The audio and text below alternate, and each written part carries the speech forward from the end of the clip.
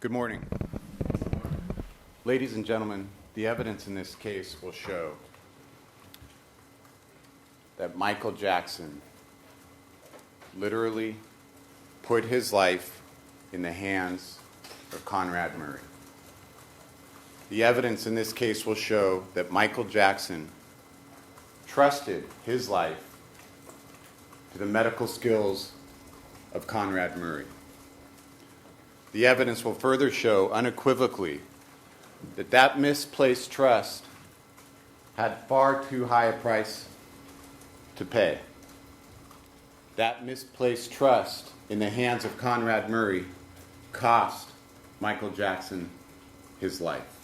The evidence will reveal that this voice recording documents Michael Jackson highly under the influence of unknown agents, with Dr. Murray evidently sitting nearby, evidently observing, maybe listening, but recording on his iPhone. What this evidence will reveal to you is Conrad Murray's knowledge of Michael's state on May 10th, 2009. When people leave the show, when people leave my show, I want to say, I've never seen nothing like this in my life. Go. I've never seen nothing like this. Go. It's amazing. He's the greatest entertainer in the world. I'm taking that money. I'm really children's hospital. The biggest in the world. Michael Jackson Children's Hospital. That is what Conrad Murray is seeing and observing on May 10th, 2009. And what does he do with that knowledge? What does he do with that information? On May 12th, he orders another shipment of Propofol and midazolam. The fact that he wasn't right or he wasn't well and it troubled you, did you see physical manifestations of this that caused you concern? He was chilled, and he appeared lost. What do you mean by that? Just sort of lost and a little incoherent. And although we were conversing, and I did ask him questions, and he did answer me, I did feel, though, that he was, not well. Michael told me that he was ready to take the reins, that I should not be afraid, that he was perfectly capable of handling the responsibilities. He wanted to do it, wanted me to stay at his side, told me to believe in him. And I told him I loved him. I was concerned for his health and safety. He said, I know that. I said, that's the only reason why, I brought these things up, because I care about you and I don't want any ill harm to fall upon you. And he said, I'm fine, Kenny, I promise you. And he gave me a hug. I told him that I loved him, and he told me that he loved me more, and I gave him a big hug, and he left the building. And just so we're clear, it is Conrad Murray who said, I need $5 million a year for my services, correct? That's correct. You testified that in your experience, it is not unusual to have an artist or a performer retain the services of a personal physician. Is that correct? Yes, that's correct. In your experience, is $5 million a year a usual sum for physicians for 1 year time? No. It's not unusual, or it is unusual? It is quite unusual. How so? Too high or too low? Oh, way too high. He said that there's some cream in Michael's room or house, I believe room, that he wouldn't want the world to know about. And he requested that I or someone gave him a ride back to house to get it, so the world, wouldn't know about the cream. To get the cream so the world wouldn't know about it? Yes, sir. Some cream that Michael wouldn't want the world to know about. Okay. Coming into that specific area, and they were right behind me, and Paris screamed out, "Daddy!"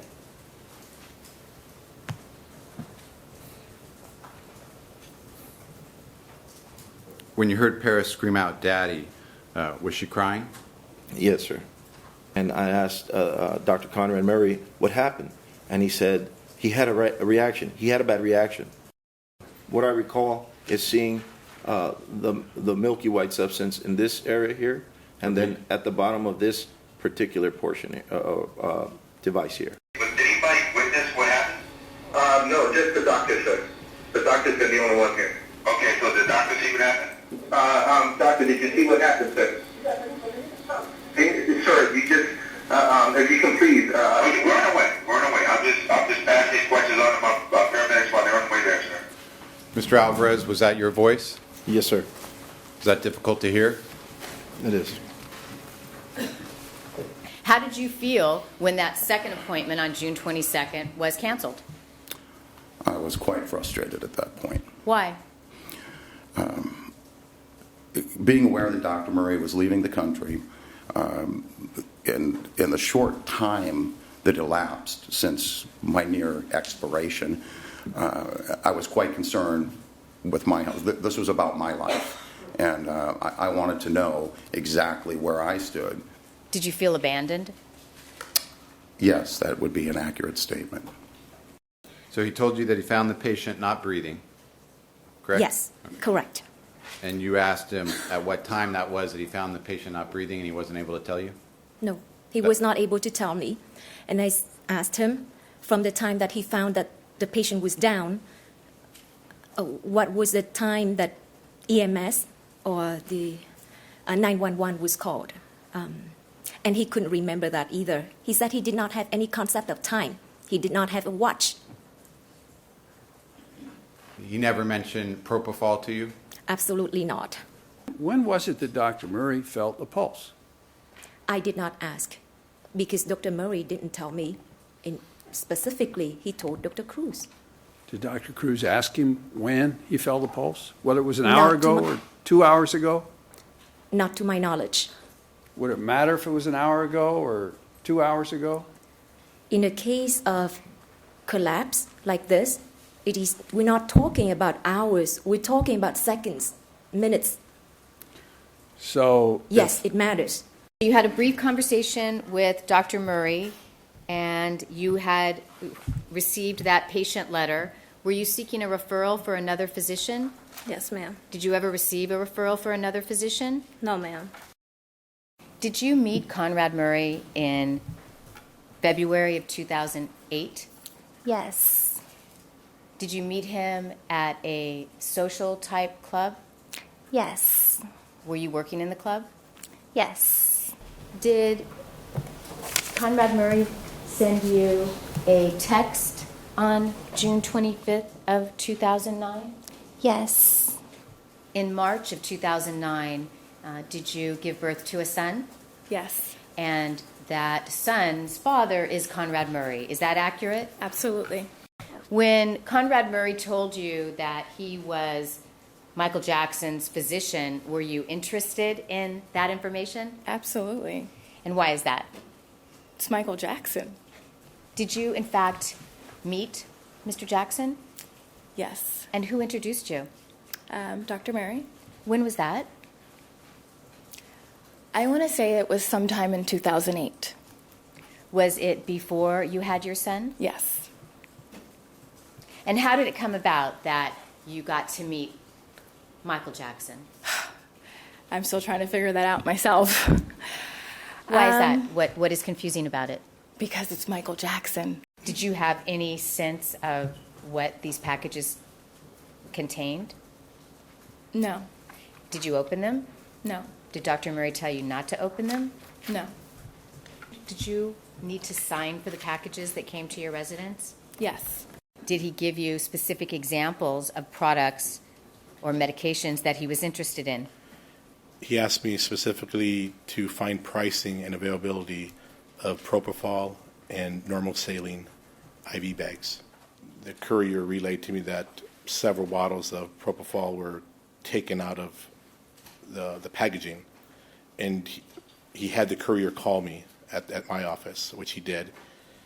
And through the courier, Dr. Murray was speaking through the courier to me, asking if we can mail the rest of the shipment to his other office in Los Angeles. How many of these infusion sets come in one order? 24 in a case. In a case, okay. Did you again speak to Connie Nunn? Yes. Okay. And did she make an inquiry that you note in your records as raising a, quote, red flag? Yes. And what was that? She wanted it shipped to a residential address. And did she indicate in what state this residential address was located? Yes, California. Did you agree to ship any product to this California residential address? No, I did not. I had no childhood. I feel the pain. I feel the hurt. I can deal with it. Heal the world. We are the world. Will you be there? The lost children. These are the songs I've written because it hurt, you know? It hurt. As a coroner's investigator assigned to this case, following your recovery of these various items of evidence, did you seek out all pertinent medical records pertaining to the care provided by Dr. Murray, the defendant in this case, to Michael Jackson, the decedent in this case? Yes, I did. Okay. And on July 1st, 2009, did you send to Attorney Ed Chernoff a subpoena via email seeking all relevant medical records? Yes, I did. Can you describe the findings as it relates to Propofol in the liver? Yes, we detected 6.2 micrograms per gram. We said, I'd like to have some milk. This is just a medicine What that he was familiar with. What is the medicine? It's called Propofol. Propofol. Okay. Yeah. Okay, how do we spell that, doctor? Propofol. And what is this Propofol? It is a sedative that could also be used for anesthesia. Okay, and how is that? Is it injected as well? Or? It is both given in intravenous form. Were you able to ascertain and make a determination as to the manner of death regarding Michael Jackson? Yes. And what was the manner of death? The manner was homicide. Did you determine what the cause of death was as it related to Michael Jackson's death on June 25th, 2009? Yes. What was the cause of death, Dr. Rogers? The cause was acute propofol intoxication, and the contributing condition was benzodiazepine effect. It's established that every other night he gave a drip. All 2 months he was on a drip. And he was on a drip 2 days prior. But tonight he wasn't on a drip? It doesn't say he was on half a dose and half the drip 2 days earlier. Correct? Yeah. And he slept all night. He slept all night on the drip. He should probably try and stabilize the patient first before doing anything. No, first of all, it makes logical sense to call 911. He doesn't have any of the appropriate equipment, any help. He needs to get help. You call 911 first. Okay. Because he obviously, waiting didn't work. You noted that the setting where Dr. Murray was providing the propofol was unacceptable and was an egregious violation of the standard of care. Is that accurate? That's correct. Yeah, please explain that. What I was referring to was using this drug in a setting outside of a highly monitored set unit or a highly monitored facility. To someone in my field to really even conceive of using this drug, a deep sedative, in any place outside those that I mentioned is really inconceivable. A doctor could be grossly negligent on a certain factor, and God willing, a patient could survive, correct? That's right. Okay. In this case, I want to talk about this case. Conrad Murray was grossly negligent in multiple instances, and that gross negligence directly caused the death of Michael Jackson, correct? Absolutely did, yes.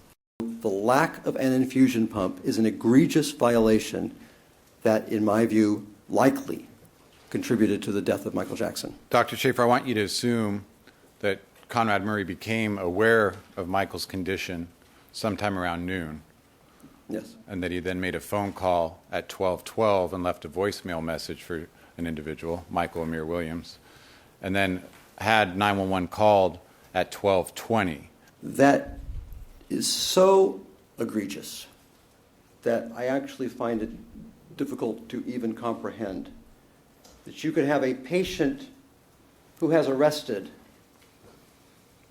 and you call and you leave a voice message for someone.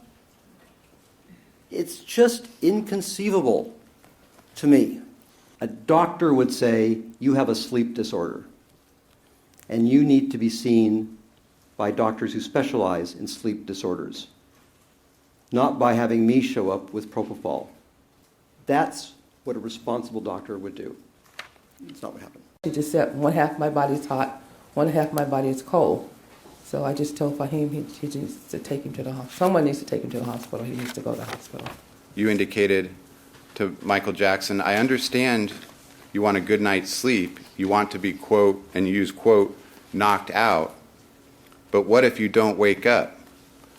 Correct? Yes. And he responded again, I will be okay. I only need someone to monitor me with the equipment while I sleep. Yes, that's exactly what he said.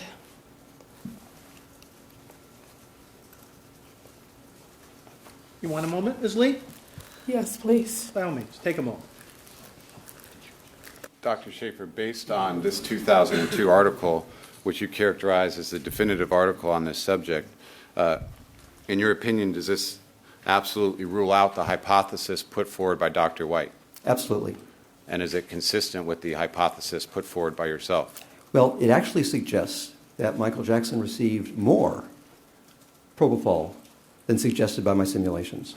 Didn't you indicate in the report that you wrote that 5 milliliters of lidocaine injected between the hours of 10 and 12 would correspond with the lidocaine levels found in the femoral blood at autopsy? No, that's not what the report says.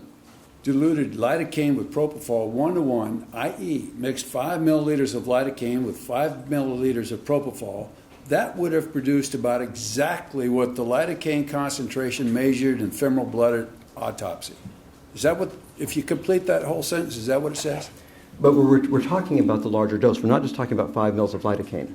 Now,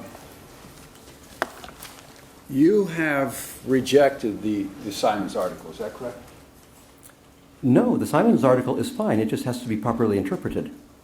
I've rejected your interpretation. I will be asking that you return with the verdict of guilty as to the sole count of involuntary manslaughter, because Conrad Murray caused the death of Michael Jackson.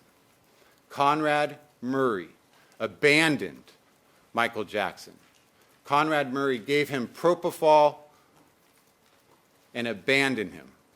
Conrad Murray is criminally liable. Justice demands a guilty verdict.